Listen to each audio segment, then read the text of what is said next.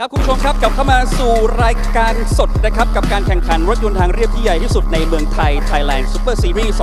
2022 นะครับที่สนามช้าง International Circuit ซึ่งผู้ที่ทำเวลาใน Qualify ได้ดีที่สุดนะครับกับ SK6 จูน By Aot โอ๊ตเอกสิทธิ์นามแสงผา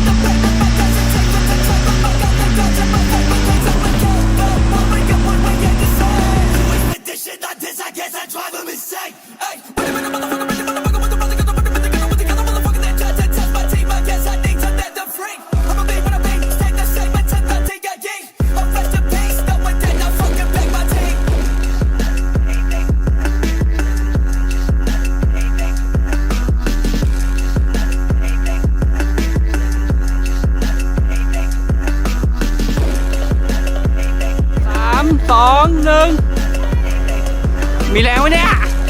เอาไว้นะครับ3 2 1